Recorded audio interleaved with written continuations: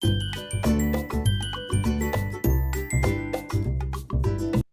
everyone! Today I'm sewing and sharing another free pattern from fabricsstore.com. This is the Nola blouse. It's a long sleeve drop shoulder blouse with gathers. I'll leave the link in the description below so you can print it out and sew it along with me today. I sewed this pattern once before in another fabric and I found myself reaching for it over and over again from my closet. And when I find myself wanting to wear the same me-mades over and over again, they are worth remaking. So I hope you'll join me today as I sew this beautiful blouse. I went ahead and cut out my pieces. You'll need one front piece cut on the fold, one back piece cut on the fold, one lower front cut on the fold, one lower back cut on the fold, two sleeves cut on the fold, and one neckline binding piece. This piece is not included in the pattern, but the dimensions are 1.5 inches by 24 inches. That's the size that I cut for the size small. I'm going to start by gathering my lower front piece so that I can attach it to the upper bodice. So I'm going to do a row of basting stitches and then I'm going to gather them up and attach it to the front piece. I've started with a little extra thread at the beginning, pulling up my bobbin thread so I can hold it together. I'm going to baste with my longest stitch length with a 1/4 inch seam allowance.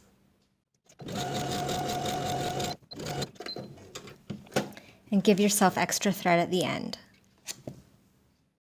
Now that our bottom front is basted, we're ready to attach it to the top front. So here's my front piece. I'm going to pull my gathering stitches until it's the same length as the top front. So pull your bobbin threads.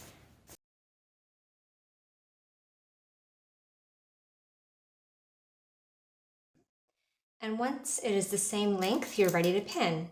So put right sides together and pin.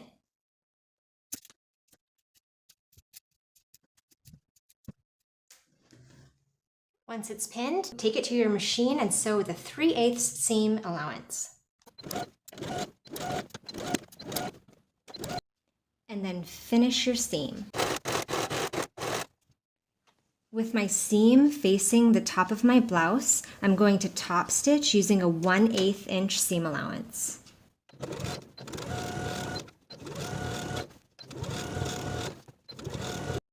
Do the same exact steps for the back of your shirt. Gather, sew, serge, and top stitch.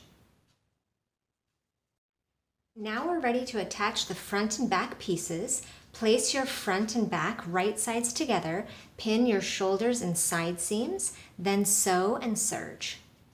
Now let's prepare our sleeves. So we're going to take our sleeves, fold them in half, right sides together, pin, and then we're going to take them to our machine, sew them with a 3/8 inch seam allowance, and then serge. Now that your sleeves are sewn, take a pin and mark the halfway point of your sleeve at the top. This is the point that will match with your shoulder seam. So turn it inside out and place it right sides together with your bodice. And then pin it together, matching your underarm seam and your shoulder seams. Pin all the way around, sew with a 3/8 inch seam allowance, and serge. Do this for both sleeves. We're ready to attach our neckline binding. I've placed a pin here at my center back, and that's where I'm going to start pinning my binding. I took my binding and pressed back one of the short edges a 1/4 inch for a nice clean finish. So with right sides together, pin your neckline binding to your neckline.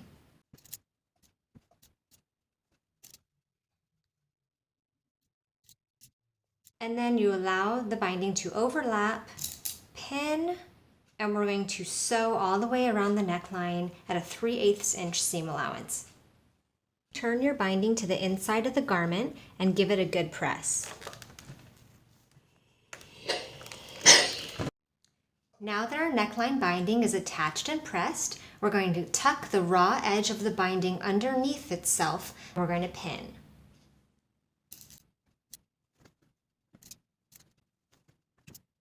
if you'd like to add some tags, now's the time to do it. You could just slip it right under the neck binding and pin. Now we're going to take it to our machine and sew along the bottom edge of the neck binding with a 1/8 inch seam allowance. Sew right along the bottom edge of your neckline binding. Press up your bottom hems and your sleeve hems. I'm pressing at 5/8 inch. Roll your hems as you did for the neckline binding and pin, and then sew along the folded edge all the way around, and then you're done with your shirt.